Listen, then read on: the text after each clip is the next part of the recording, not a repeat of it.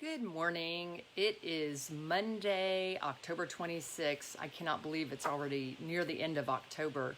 I am Sarah Gish, the Ignite Your Life Texan, and this morning I'm going to do my Monday meditation chat, which I do just for a few minutes, most Mondays at around 10 a.m. So hope you guys are doing well out there. It's kind of a gray day here in Houston, Texas, but hey, it's always a good day to meditate. I wanted to point out something or a couple of things actually. I wear this cowboy hat and people get irritated that you can't see my full face. First of all, the cowboy hat covers up my pandemic hair.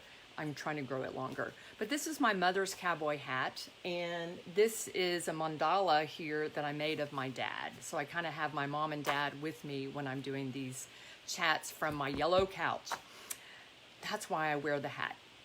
So anyway, Monday morning meditation. I hope that as you've been doing this practice or maybe tuning in with me on Monday mornings, you're learning a lot. I've been teaching different types of meditation every Monday morning, just a little snippet of a different type. And I'll get to what I'm teaching today in just a moment. But I hope that you are practicing meditation, and not even practicing. I hope you're doing meditation every morning. So I will get to that. But one of the reasons I'm doing this is because it's such a good practice. I wanted to share it. It's such a good thing to do.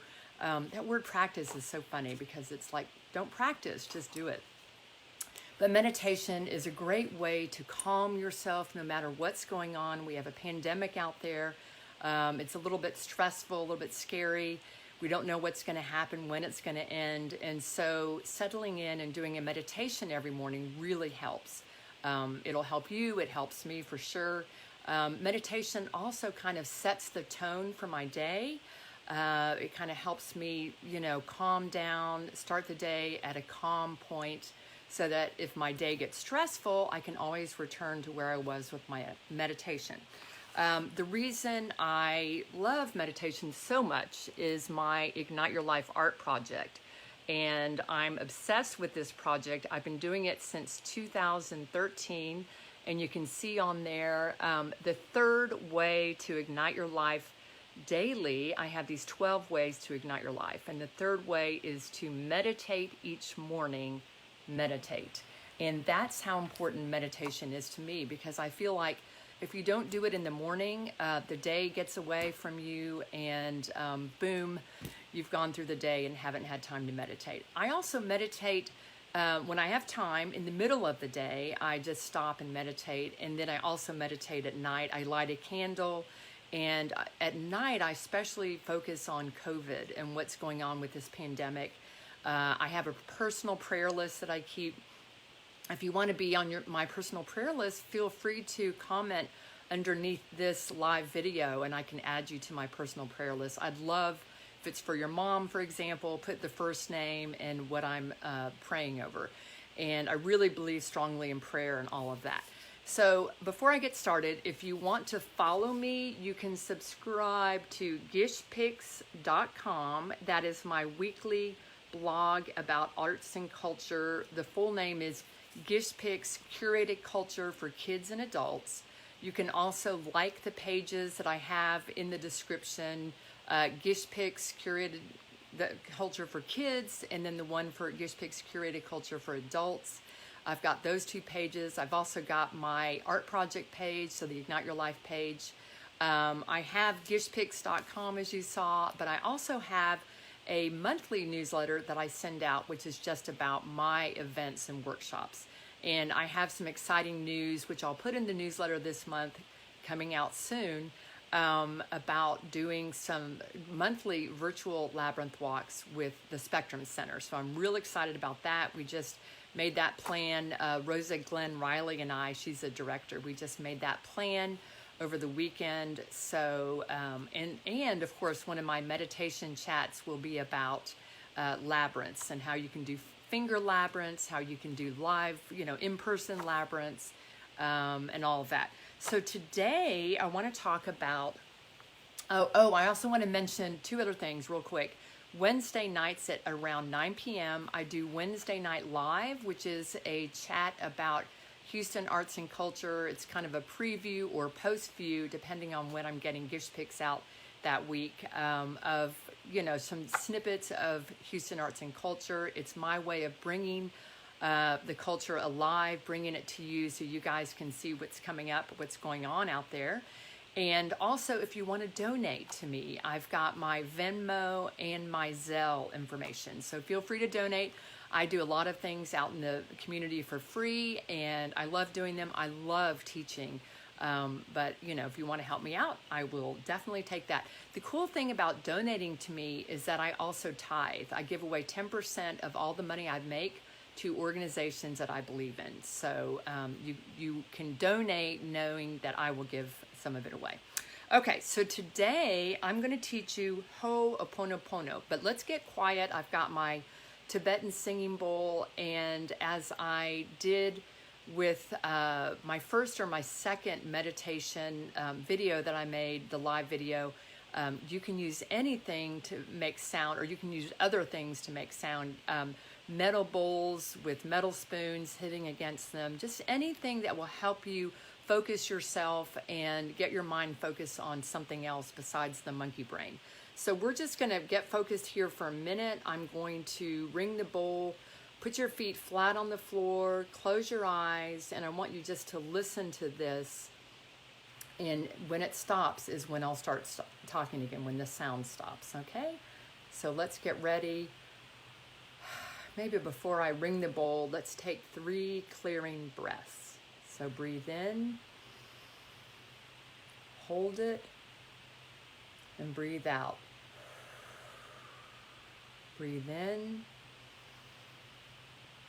hold it, breathe out. One more time, breathe in, and breathe out. Okay, now I'm going to ring the bowl.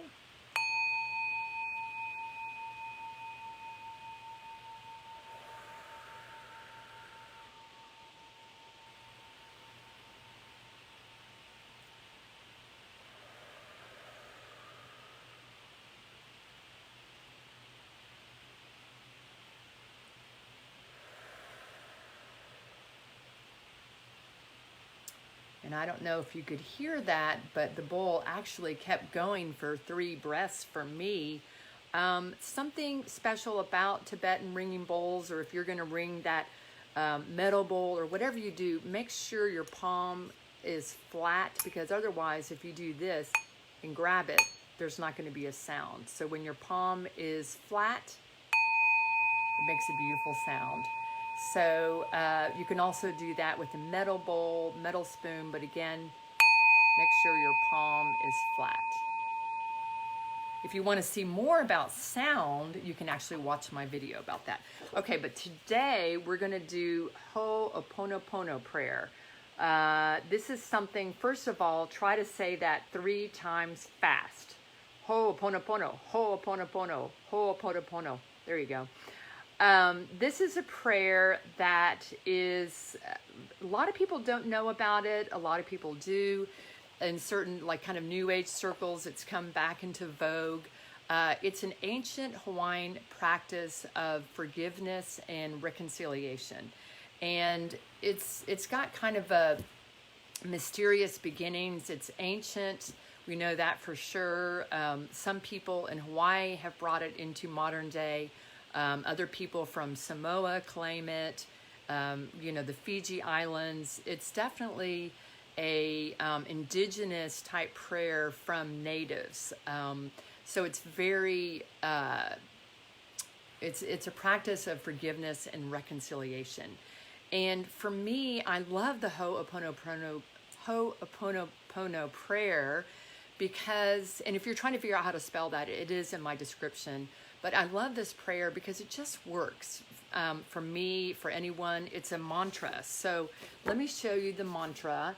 And yes, I just want to make sure you can see that. So I love you. I am sorry. Please forgive me. Thank you. I love you. I am sorry. Please forgive me. Thank you. I love you. I am sorry. please forgive me. Thank you. And I love that prayer. Now, I have to say, some people do it in a different order. They start with, I am sorry. There we go. I am sorry. They put that first. Personally, I feel like this is an ancient prayer that we can manipulate how we want, or I should say edit how we want. I'm a writer, so of course I love to move things around and edit. But for me personally, and then also, I am sorry, that phrase kind of rubbed me the wrong way for a while.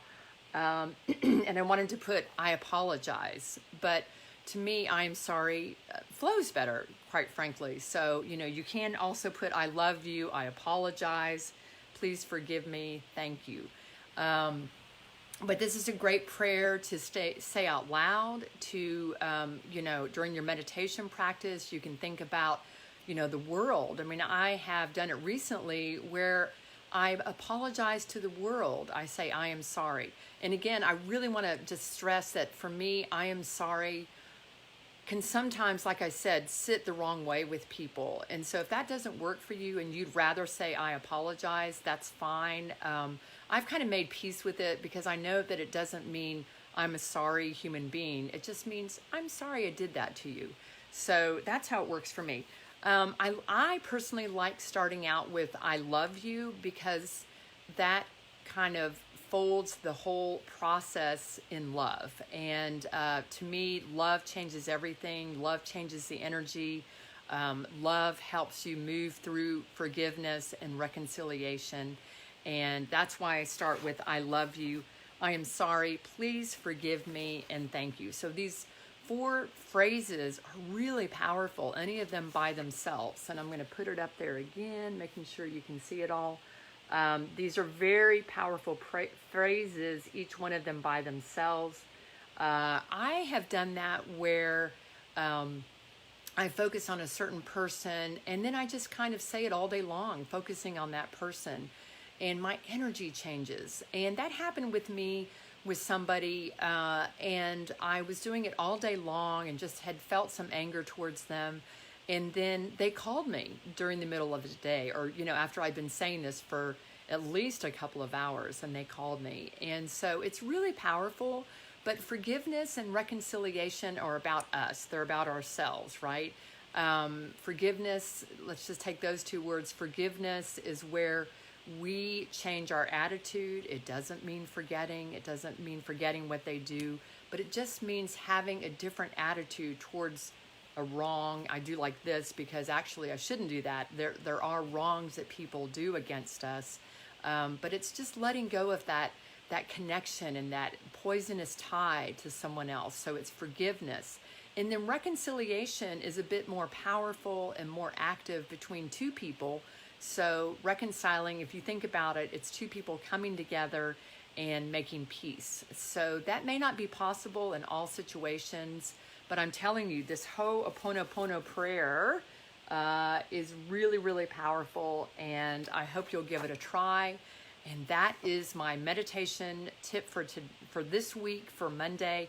Tune in next Monday if you want to get more meditation tips. I do 1 a week for my Monday meditation chat around 10 a.m. And thanks so much for tuning in. And I'll see you Wednesday night around 9 p.m. for Wednesday Night Live, where I talk about arts and culture.